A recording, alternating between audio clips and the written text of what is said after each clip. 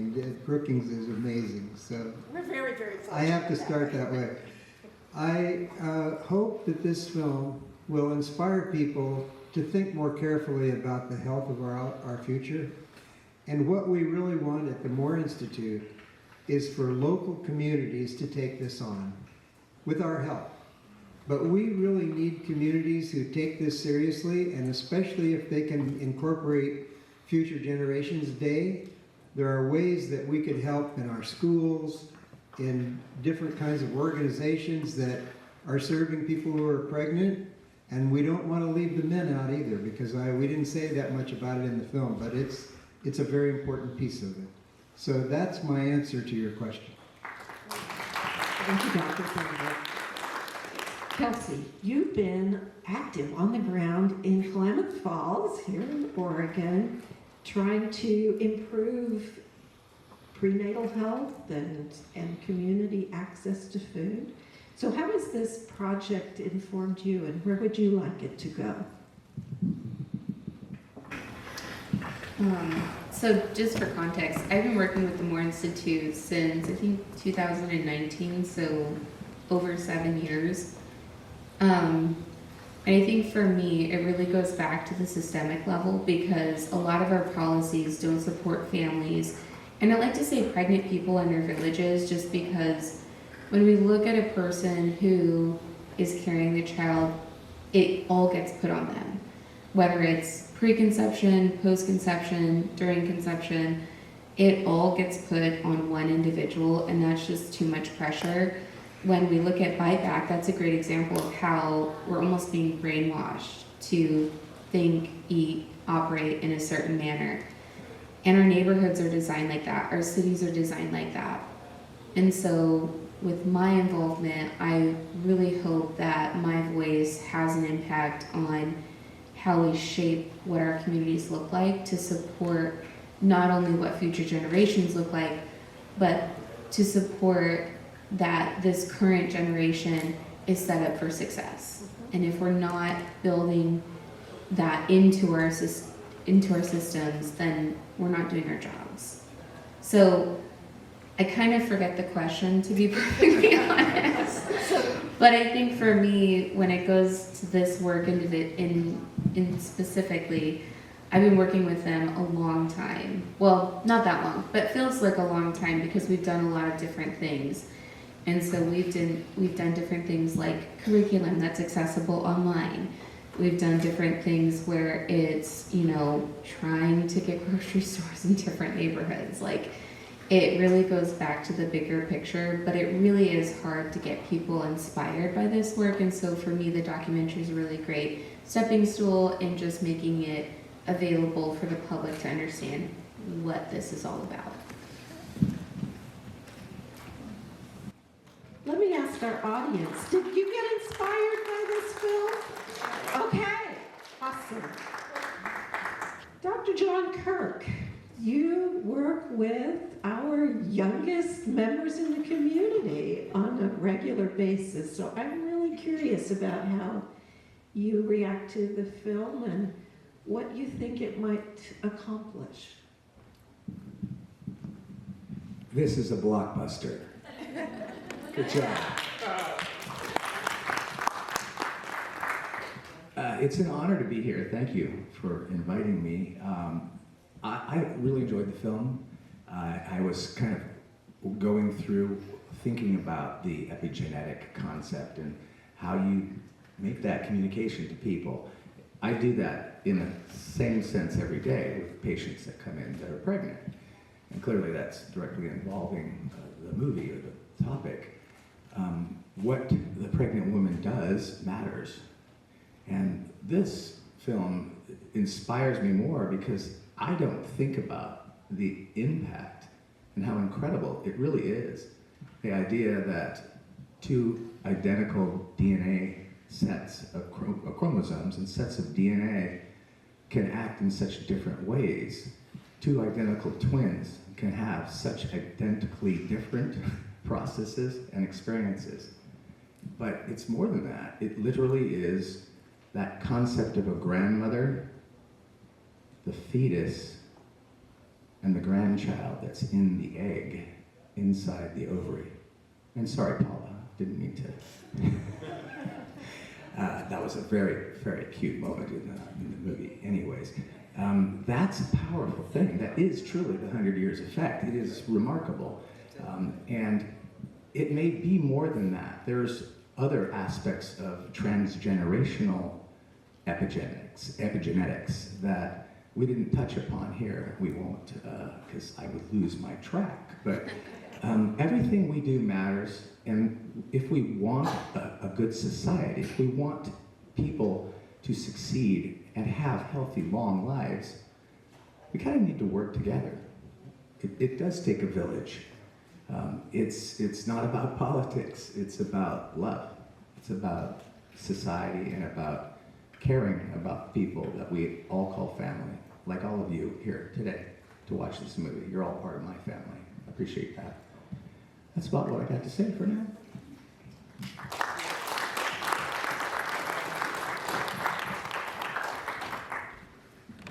Dr. Gigi, you have a voice in the community as a health activist with your Doc and Jacques show. You speak on health issues quite often. So would you respond to the film and what you think, how it can be used? Well, I was really impressed with the movie, with the film. Very nice. Now, however, I'm a little bit nerdy. Before I became a physician, I actually did research on DNA for 22 years. So it was really cool to hear about epigenetics. I want to just speak a tiny bit about epigenetics. Epigenetics is not something new, it is not voodoo, and it's not weird. If you think about a liver cell, when it divides, becomes another liver cell. A heart muscle becomes a heart muscle when it divides. A skin cell becomes a skin cell. That's epigenetics that tells the cell what to become. So we're not saying, wow, all of a sudden, you know, we found something. So epigenetics is a basic that is known, and now this movie showed more reaching effects of those common knowledge. It's really interesting. I really liked it. Thanks, Gigi. Okay, community. We're ready for your questions. So, hands? There must be. Okay. Yeah. So back in the back. Who's got the hand up? I actually had a question for Kelsey. As a person who has served on city council in the community of Klamath, we're in our own rural community, geographically different, but like very similar in many aspects. As far as somebody who's advocating for the health of your region and for your community, I guess could you speak to a little bit like what changes you've seen in your community as you've worked through this advocacy work, and like what concrete steps we in our small community can take to better support the health of parents and families and future generations going forward? Thank you. I hope I addressed everything. I have an almost 2-year-old, so I'm usually in bed like an hour ago in my defense. This is like a very late night for me. But I think some of the changes, so I have been involved with something called the Blue Zones Project since 2015. And that was really the impetus of my work in food systems at large. And so some of the concrete things that we have seen, unfortunately, our birth weight rates have not gone down, which was ultimately our goal as a Nutrition Oregon campaign hub. But in our defense, we developed that goal during 2020. It was like February of 2020, and we had absolutely no idea what was coming down the pipeline. So we need to revisit that. But we do still hope to lower our number of low birth weight babies. Say that 10 times in a row. But some of the other concrete things that we have seen is we have a year-round food market that now accepts WIC, veteran dollars, as well as Double Up Food Bucks and SNAP.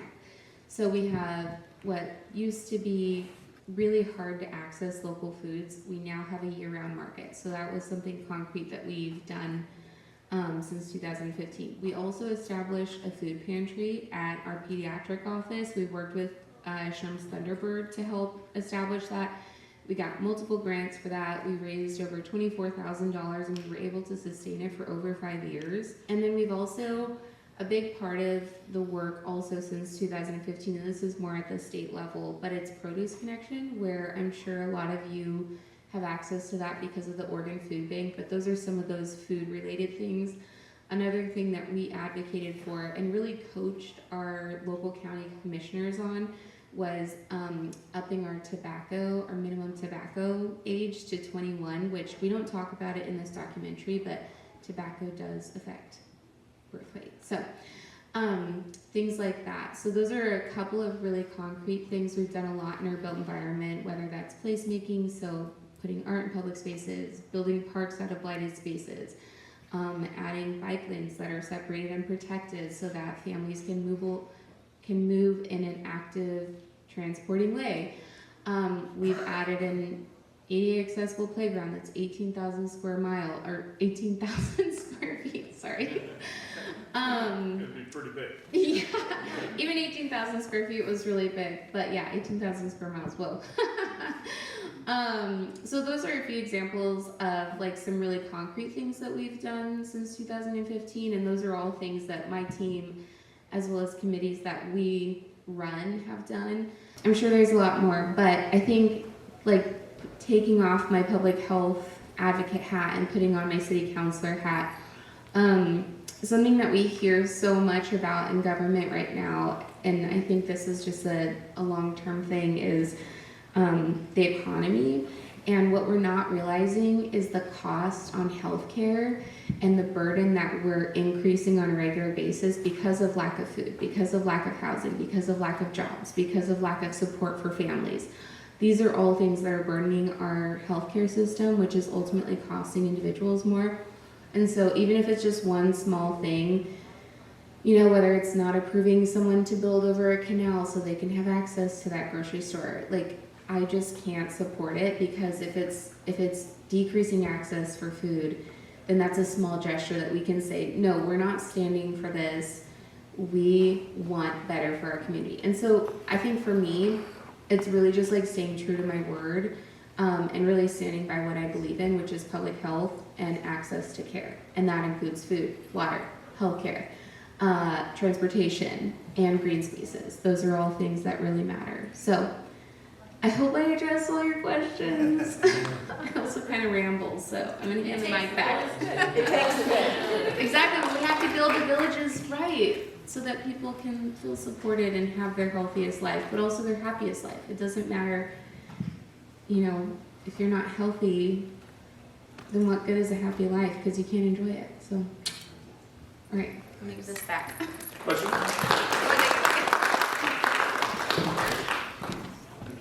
Questions? Come on, somebody's got a question. There we go. Come to you.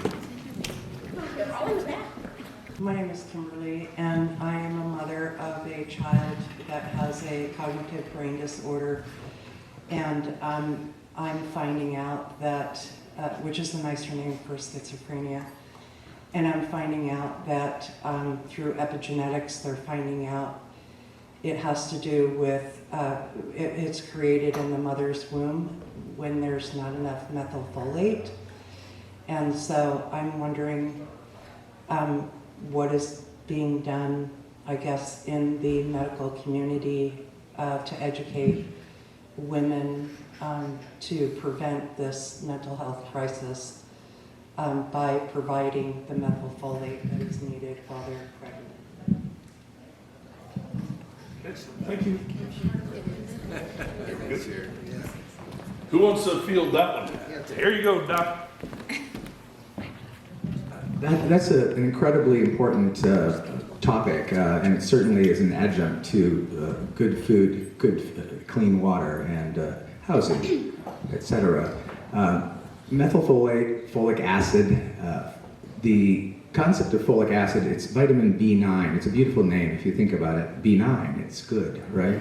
And it is.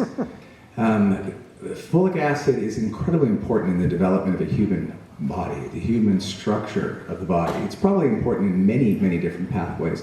And the findings that our audience questioner brought up regarding schizophrenia is just scratching the surface of what we're learning. But one of the primary things is that if you don't have enough folic acid in your diet and or by supplements, the body of the baby can't close correctly. It can't form itself correctly. We get things called anencephaly, where there's the entire back of the head is not developed, and many of the brain structures don't develop. Obviously, that has serious implications. Spina bifida, you've probably heard of, is something that's very much related to having adequate folic acid. It's an incredibly important thing in birth, in having a healthy outcome. I'm sorry about your son, but at the same time, I'm blessed that you are here to represent him, and that you've brought him this far. And it's an amazing process for us all to kind of work together and figure out these little things. But folic acid has, I've just been shut up, I'm back, I guess. Folic acid folate has been added to things like cereals and breads. Not necessarily always the healthiest choice, but it's something that brings it out to us. Many different products have them, and really getting a campaign out there and rebirthing that campaign in a sense is probably valuable as you guys go through this National Future Generations Day. Is that correct? That's right. It's a lovely little thing. You actually got it. Can I take the day off?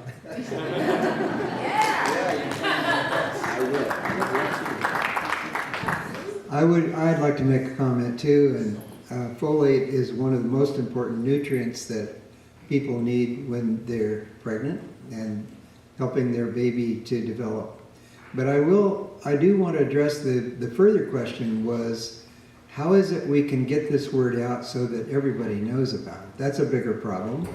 And I hope you recognize that as one of the main themes of this film, is that scientists work all the time, and I'm one of them, and we talk to each other and we build programs, but we've had a really difficult time getting the most important health messages out to the public. We need help for that. And if you want to brainstorm with us about what you can do on Future Generations Day, we would love to do that.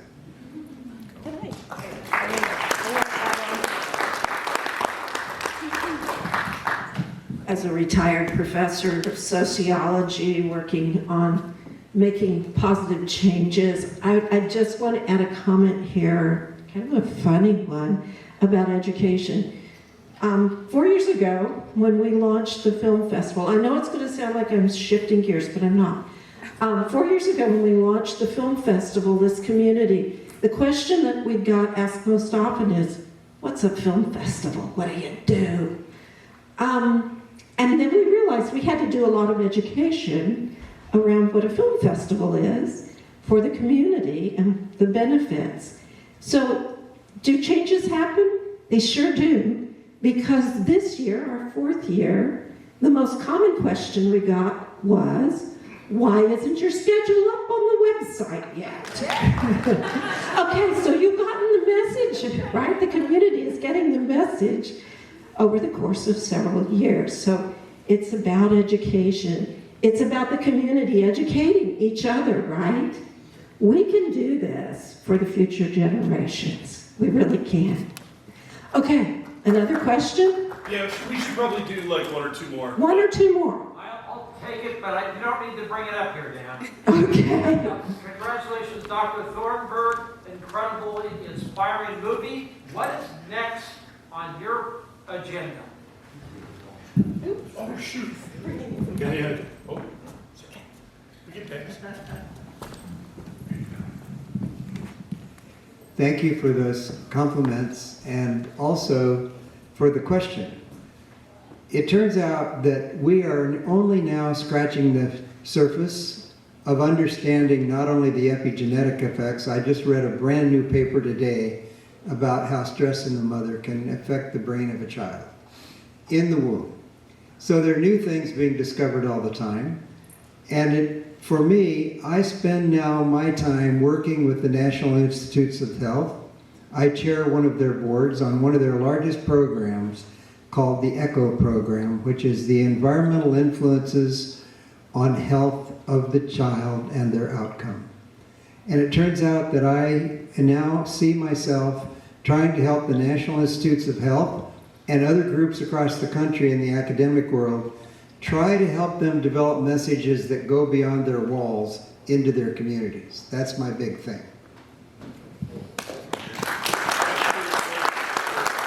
All right, we got time for one more, guys. Anybody? I see it. There you go. Here, just wait. Hold on, just wait. There you go. Thank you for doing So, have you celebrated the first Future Generations Day holiday? You already have done that, okay, and that is gonna fall on, what did you say, March something? 20th. 20th, Yeah. okay, I wanted to get that straight, because there's gotta be March something 20. happening in this town for that. So, and I wanna be part of it. Thank you so much, I was really impressed with the whole procedure that everyone had to go through to get this film made. Thank you for doing that. Okay, that was a quick one, so maybe one more. Anybody? Okay, last question. Coming to you. I can probably do it. I know you can, John. Yeah. First off, compliments to all of you. I just thought it was hilarious and sincere and serious. That covers all my emotions. I was sitting here angry. I was sitting here with tears. I was sitting here with hope. And so I want to thank you for that. You took me through all the emotions.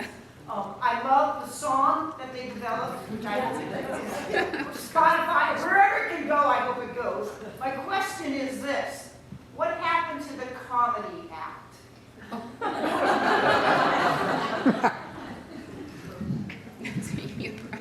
I'm really glad you asked. And by the way, Imani, who was the comedian, and she's a well-known comedian in Portland, was so brave to try this.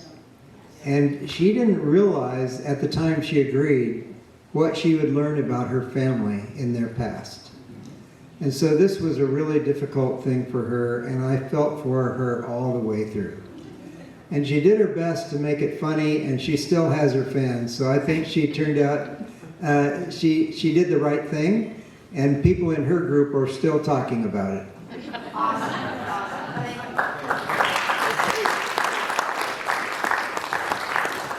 All right, so how about one more round of applause for this group? Thank you. Thank you very much for the work and all the information that you're putting out to the public so that we understand how to take care of our children in the future.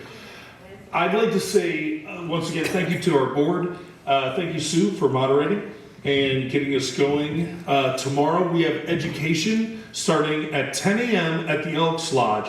Now, if you're a filmmaker and you have a film in the festival, you're welcome to join me on a panel and talk about how your process, tomorrow is pre-production, Saturday is production, Sunday is post-production. Just so you understand, I'm a DGA director. I have 8 films in worldwide distribution, so we're not just going to be screwing around. We're going to be putting some real facts on the line. So if you're interested in learning more about your craft, or just learning about the craft, please join us tomorrow at the Elks Lodge up on the hill at 10 a.m. We're going to start promptly because we have movies starting at noon. Okay, with that said, one more round of applause for these guys. Thank you so very much.